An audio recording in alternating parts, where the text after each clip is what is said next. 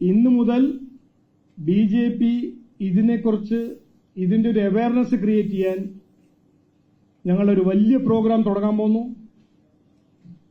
ഈ വിഭജന രാഷ്ട്രീയം, ഈ ഒരു കോൺസ്റ്റിറ്റ്യൂഷൻ വിതിൻ കോൺസ്റ്റിറ്റ്യൂഷൻ ശ്രമിക്കുന്ന മുസ്ലിം ലീഗിന്റെ ജമാഅത്തെ ഇസ്ലാമിന്റെ രാഷ്ട്രീയത്തിനെ എതിർക്കാൻ BJPയും NDA ഉണ്ടാവും എന്ന് ഇന്നു മുതൽ ഞങ്ങളുടെ രാഷ്ട്രീയ പ്രവർത്തകരും യുവമോർച്ചയും എല്ലാവരും ഒരുമിച്ച് ഇതിനു വേണ്ടി വേണ്ട കാര്യങ്ങളെല്ലാം ചെയ്യും എന്ന് ഞാൻ ഇന്ന് കൃത്യമായി പറയാൻ ആഗ്രഹിക്കുന്നു. പിന്നെ ഇന്നലെ AICC നടന്ന ആ കോമാളി ഞാൻ എന്ത് പറയാനാണ്? ഞാൻ 20 കൊല്ലമായിട്ട് രാഷ്ട്രീയത്തിലുണ്ട്. ഒരു എന്താ പറയാ, ഈ രാജ്യം സ്വാഗതം ചെയ്ത ഒരു മഹിള ദേശീയഗീതം പാടുമ്പോൾ അത് നിർത്താൻ ശ്രമിക്കുന്ന ആ കാഴ്ച കാണുമ്പോൾ ഇതെല്ലാം നമ്മൾ മനസ്സിലാക്കേണ്ട കാര്യമാണ്. ഇവരുടെ രാഷ്ട്രീയം എന്താണ്, ഇവരുടെ താല്പര്യം എന്താണ്, ഇവരുടെ ലക്ഷ്യം എന്താണ്? ജനങ്ങളുടെ പേരിൽ എത്ര കൊല്ലം രാഷ്ട്രീയം ചെയ്ത ഈ പാർട്ടിയാണ് ഈ കോൺഗ്രസ് പാർട്ടി. ഇന്ന് പോളിറ്റിക്സിന് വേണ്ടി, രാഷ്ട്രീയത്തിന് വേണ്ടി ഏത് ലെവലിലും പോവുക. മുസ്ലിം ലീഗിന്റെ മുമ്പിൽ പോയി സറണ്ടർ ചെയ്യാൻ തയ്യാറാണ്. ഭരണഘടനയെതിരെയും നിയമം സംവിധാനത്തിന്റെ എതിരെയും പ്രവർത്തിക്കാൻ തയ്യാറാണ്. ഇതാണ് അപകട രാഷ്ട്രീയം. ഞങ്ങൾ അന്ന് പറഞ്ഞ കാര്യം ഇന്ന് ശരിക്കും നമ്മൾ അനുഭവിക്കുന്നു എന്ന് മാത്രം പറഞ്ഞ് നിർത്തുന്നു.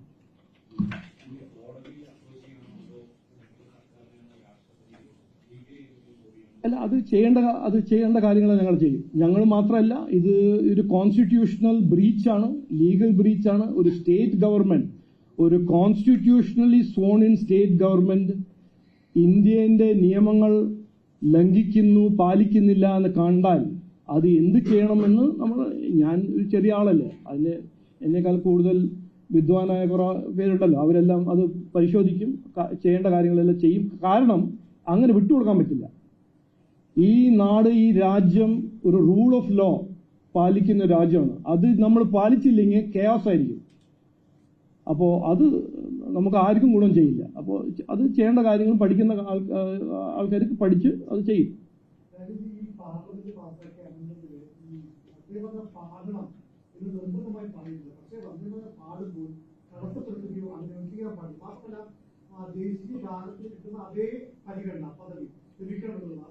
ഇതില് അത് ഹോം മിനിസ്ട്രി പറഞ്ഞു, ഓർഡർ ഹോം മിനിസ്ട്രി പറഞ്ഞിട്ടുണ്ട്. ഫ്ലാഗ് ഫോർലിങ്ങിന്റെ സമയത്തും അൺഫോൾഡിങ്ങിന്റെ സമയത്ത് ദേശീയഗീതം ദേശീയഗാനം പാടണം. അത് നിയമം. ദേശീയഗീതം ദേശീയഗാനം. അപ്പോ ഇതിൽ നോക്കാം, ഞാനിപ്പോ ഇവിടെ ലീഗൽ ചർച്ച ചെയ്യാൻ എനിക്ക് താല്പര്യമില്ല. നിങ്ങളെല്ലാവരും ലീഗൽ എക്സ്പെർട്ട് ആയിരിക്കും, നോ ഇഷ്യൂ. നിങ്ങളുടെ ലീഗൽ നോളജ് നിങ്ങൾ വെച്ചോളൂ, നോ ഇഷ്യൂ. ഇത് ചെയ്യേണ്ട കാര്യങ്ങൾ പഠിച്ച് പരിശോധിച്ച്, ഞാൻ പ്രൈമ ഫേസി പഠിച്ചിട്ടാണ് ഞാൻ പറഞ്ഞത്. ഇവിടെ നിയമ ലംഘന നടന്നിട്ടുണ്ട് എന്ന് എനിക്കൊരു സംശയമില്ല. പിന്നെ ഞാൻ കൺസൾട്ട് ചെയ്ത കോൺസ്റ്റിറ്റ്യൂഷൻ ലോയേഴ്സിനും ഒരു സംശയമില്ല.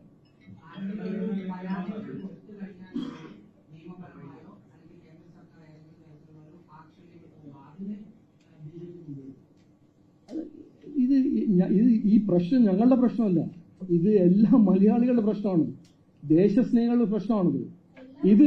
ഇത് പൊളിറ്റിക്കൽ ഇഷ്യൂ അല്ല. ഞങ്ങൾ അങ്ങനെ കാണുന്നില്ല.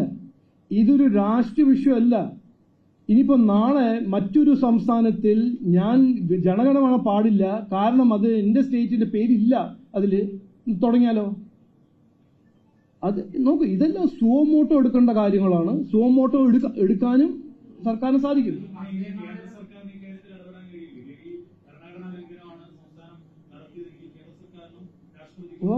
കഴിയും എന്നാണ് എന്റെ ഒരു അഭിപ്രായം.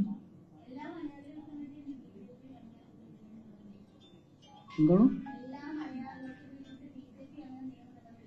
ഞാൻ പറഞ്ഞില്ലേ, ഞങ്ങള് പറയേണ്ട കാര്യങ്ങൾ ഞാൻ പറഞ്ഞു. ഞാൻ എന്ത് നിലപാട് ഇനിയിപ്പോ അടുത്തത് ഞങ്ങൾ എന്ത് ചെയ്യാൻ പോകുന്നു ഞാൻ ചെയ്ത് കഴിഞ്ഞിട്ട് പറയാം. ഞങ്ങൾ ചെയ്ത് കഴിഞ്ഞിട്ട് പറയാം.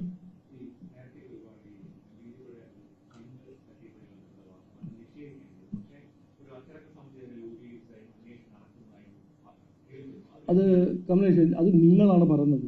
എനിക്ക് ഇതുവരെ അതിനെക്കുറിച്ച് ഒരു വാർത്തയും കിട്ടിയിട്ടില്ല. ഞാൻ TV കാണുമ്പോൾ നിങ്ങൾ തീരുമാനിക്കുന്നു, നിങ്ങൾ ചർച്ച ഉണ്ടാക്കുന്നു. ഇനി നിങ്ങൾ തന്നെ തീരുമാനിച്ചോളൂ ആരാണ് എടുത്തത്, എന്താണ് ഡിസിപ്ലിനറി കമ്മിറ്റി തീരുമാനിച്ചത്, നിങ്ങൾ പറഞ്ഞോളൂ. നിങ്ങൾ എനിക്കൊരു മെമ്മോ ആയിട്ട് അയച്ചാൽ മതി.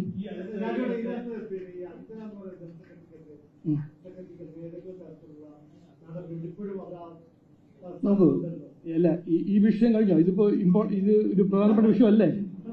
അല്ല, എനിക്ക് ഇത് വലിയ ഏറ്റവും പ്രധാനപ്പെട്ട വിഷയമാണ്. ഓക്കെ, നോക്കൂ, ഒരു രാഷ്ട്രീയ പാർട്ടിയിൽ 5-6 ലക്ഷം പ്രവർത്തകരുടെ രാഷ്ട്രീയ പാർട്ടിയിൽ ഒരു നോർമൽ കോഴ്സ് ഓഫ് ആക്ഷനാണ് disciplinary action, show cause notice. ഇതെല്ലാം എപ്പോഴും നടക്കുന്ന, ഇതെന്താ പെട്ടെന്ന് ഇന്നലെ തുടങ്ങിയതാണോ?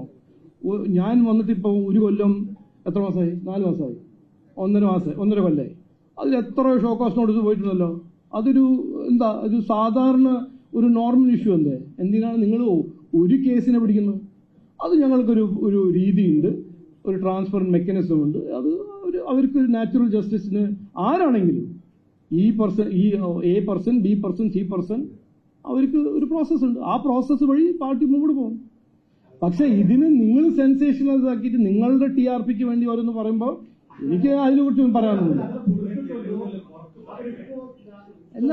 അല്ല ഞാനൊരു കാര്യം ഞാൻ ചോദിക്കാണ്, നിങ്ങളെല്ലാവരാണ് വിദ്വാന്മാര്. ഈ കഴിഞ്ഞ 1.5 കൊല്ലം ഞങ്ങളുടെ പാർട്ടിയിൽ എത്ര ഡിസിപ്ലിനറി ആക്ഷൻ നടന്നിട്ടുണ്ടോ നിങ്ങൾക്കറിയാം? ഞാൻ പറഞ്ഞിട്ടുണ്ടോ? ഇല്ലല്ലോ. അപ്പൊ എന്തിനാ ഞാൻ ഇപ്പൊ തുടങ്ങുന്നത്? ഈ പാർട്ടി എന്തിനാ ഇപ്പൊ പെട്ടെന്ന് നിങ്ങൾ ആവശ്യമായിട്ടാണ് നിങ്ങൾ തുടങ്ങുന്നത്? ഇത് ഞങ്ങളുടെ ഒരു കോൺഫിഡൻഷ്യൽ പ്രോസസ്സാണ്. ഉള്ളിൽ നടക്കുന്ന കാര്യങ്ങൾ ഉള്ളിൽ നടക്കും. അത് നിങ്ങൾ റിപ്പോർട്ട് ചെയ്തോളൂ. ഞാൻ എന്തിനാ അതിനെക്കുറിച്ച് പറയുന്നത്? നിങ്ങൾ നന്നായിട്ട് അത് ആംപ്ലിഫൈ ചെയ്യുന്നുണ്ടല്ലോ. അല്ല നോക്ക്, അല്ല ഇനിയിപ്പോ ഇതിനെക്കുറിച്ച് അങ്ങനെ ഒന്നുമില്ല. അങ്ങനെ ഒരു അത് നിങ്ങൾ ആരാ പറഞ്ഞു? നിങ്ങളല്ല പറഞ്ഞത്. ഓക്കെ, ഇനി വിടും. ഇനി ഇതിനെക്കുറിച്ച് ഞാൻ ഒരു മിനിറ്റ് ഞാനൊരു കാര്യം പറയട്ടെ. ഇതിനെക്കുറിച്ച് ഞാൻ ഒന്നും ഇനി കൂടുതൽ പറയാൻ താല്പര്യമില്ല. എന്നോട് ചോദിച്ചു, ഞാൻ പറഞ്ഞു. ഇനിയിപ്പോ ഇതിനെക്കുറിച്ച് എനിക്ക് സമയമില്ല, പറയാൻ താല്പര്യമില്ല. ഇനി വേറെ എന്തെങ്കിലും ചോദിക്കണമെങ്കിൽ ചോദിക്കാം.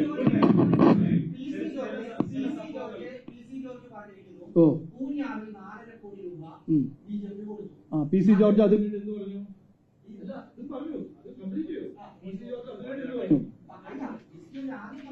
ആദ്യം പറഞ്ഞത് പറഞ്ഞു. ഓക്കെ, അത് കഴിഞ്ഞിട്ട് എന്ത് പറഞ്ഞു? അത് കഴിഞ്ഞിട്ട് അല്ല, മുഴുവൻ സ്റ്റോറി കഥ പറയുമ്പോ ഇതിന്റെ ആദ്യത്തെ ചാപ്റ്ററും ഫൈനൽ ചാപ്റ്റർ പറയുന്നത്